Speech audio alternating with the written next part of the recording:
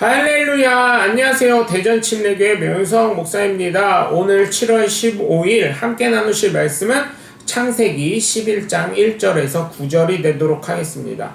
제가 봉독하고 함께 말씀 나누겠습니다. 온 땅에 언어가 하나요 말이 하나였더라. 이에 그들이 동방으로 옮기다가 시날 평지를 만나 거기 거류하며 서로 말하되 자 벽돌을 만들어 견고히 굽자 하고 이에 벽돌로 돌을 대신하여 역청으로 진흙을 대신하고 또 말하되 자 성읍과 탑을 건설하여 그 탑 꼭대기를 하늘에 닿게 하여 우리 이름을 내고 온 지면에 흩어짐을 면하자 하였더니 여호와께서 사람들이 건설하는 그 성읍과 탑을 보려고 내려오셨더라.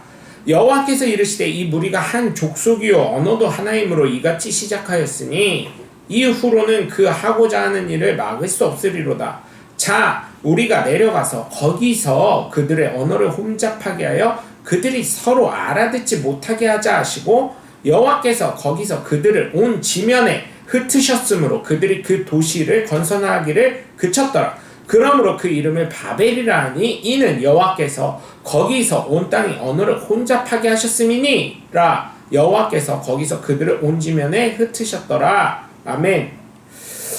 사람이 악하게 되려면 얼마나 악하게 될 수 있겠습니까? 정말 말도 안 되게 악해질 수가 있습니다. 그러한 것을 이번에 뉴스를 통해서도 우리가 볼 수 있었죠. 자신들이 죄를 이게 졌음을 인정을 하면 되는데 인정을 하지 않다 보니까 이런 말 저런 말들이 너무 많이 나오는 것을 볼 수가 있습니다. 그렇기 때문에 정말 제가 생각을 해봤을 때는 정말 솔직하게 자신의 죄를 용서받는 그 모습이 굉장히 중요하다는 생각을 해봅니다. 그래서 정말 제가 부탁을 드리는 것은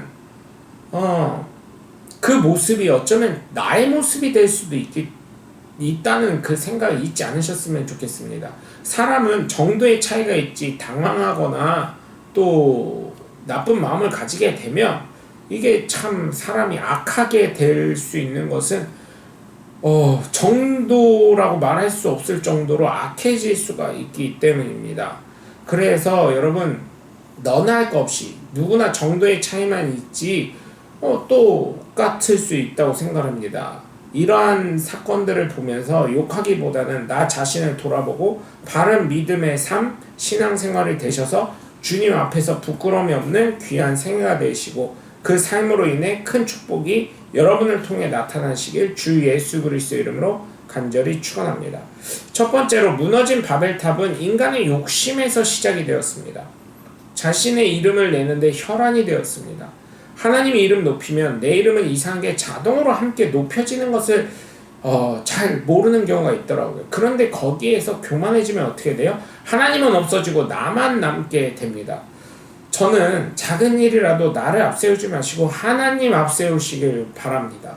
성경에도 그렇고요. 후에도 그렇고요. 나중에 교만한 사람들 보면 자신의 이름을 앞세우면서 자신의 동상을 세우는 경우가 있습니다.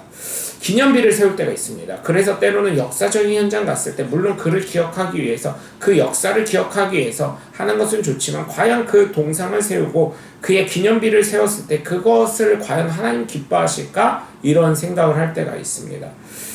하나님 높이시길 바랍니다. 오늘 보면 1절에서 5절까지 보시면 언어와 말이 하나이니까 자신들의 이름을 내고 온 지면에 흩어짐을 면하자고 합니다. 이게 말이 안 되는 것이 언제부터 자신들의 힘으로 살았다고 홍수 한번 나면 다 죽을 사람들이 말이죠. 과감해집니다.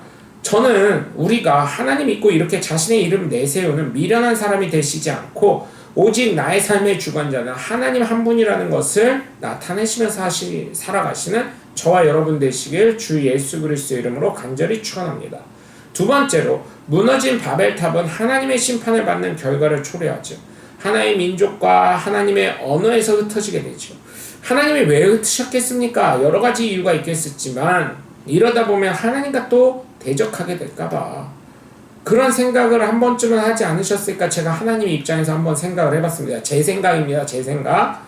하나님이 있는 것을 뛰어넘어서 하나님과 전쟁하겠다고 위험천만한 생각을 하고 덤빌까봐 하신 생각이 아닐까도 생각을 해봅니다. 하나님은 교만하면 그 교만 반드시 부러뜨리십니다. 왜냐하면 하나님께 순종하게 만들기 위해서, 내가 피조물임을 깨닫게 하시기 위해서입니다. 그렇기 때문에 하나님의 말씀에 오직 순종하고 그 말씀에 순응하시기 바랍니다.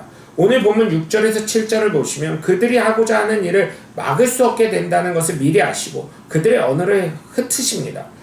과연 하나님께서 못 막으셔서 그럴까요? 아닙니다. 그들을 다시금 엄한 형벌에 놓으시는 그 가슴 아픈 일을 하실 수 없는 사랑의 하나님이시기 때문입니다. 그래서 최대한 그들의 죄를 줄이시기 위해 하나님의 고육지책이셨던 것이죠. 그러니 여러분, 하나님 중심으로 살아가시길 주 예수 그리스도 이름으로 간절히 축원합니다. 세 번째로, 무너진 바벨탑은 사타가 무너졌다고 말하긴 그렇고요. 사타가 멈춰진 흉물이 된 바벨탑은 인간의 욕심에 대한 실패를 나타내 주었습니다. 여러분, 돈 버는 것은 수영하는 것 같다고 어느 분이 그러시더라고요. 수영할 때 어때요? 내가 팔로 저으면서 물을 가를 때는 그 물이 나에게 오나요? 아닙니다. 내가 팔을 저으면 저을수록 갈라집니다. 그러나 내 발로 장구를 치면서 앞으로 추진할 때 그 발장구에 튀겨진 물은 어떤가요? 깨지고 떨어지는 것 같아도 나를 향해서 뭉쳐지고 따라옵니다. 그와 마찬가지로 내가 돈을 쫓고 명예를 쫓아 내 욕심을 채우려고 하면 어떻게 결국은 다 도망가지만, 내가 발장구를 치는 것처럼 그물이 나를 향해서 다시금 뭉쳐지고 나를 향해서 다시금 돌아오게 하는 것처럼 돈과 명예는 나한테 향해서 올 수 있도록 만들어야 되는 것입니다. 인간의 욕심으로 말미암아 바벨탑을 완성하지 못한 중간에 망쳐진 프로젝트가 됩니다. 오늘 보면 8절에서 9절을 보시면 하나님이 흩으신 건설이 중단이 됩니다. 흩으시니 건설이 중단되죠. 진행이 안 됩니다. 그리고 언어를 혼잡하게 하셔서 다 흩어버리십니다. 여러분, 욕심은 죄를 낳고 죄는 장상을 사망을 낳는다고 분명히 성경에 기록이 되어 있습니다. 그렇다면 이 세상을 살아가는 우리도 천국에 대한 욕심은 분명히 가져야 되고 상급에 대한 욕심은 가져고 가야 되겠지만, 가능한 탐욕은 내려놓고 하나님의 은혜와 축복을 구하면서 예수님으로 말미암아 정말 즐겁고 기쁘고 행복한 하나님의 귀한 자녀들이 다 되시길 주 예수 그리스도 이름으로 간절히 축원합니다. 여러분, 오늘도 함께 해주셔서 감사합니다. 저는 대전침례교회 명성욱 목사였습니다. 감사합니다. 샬롬.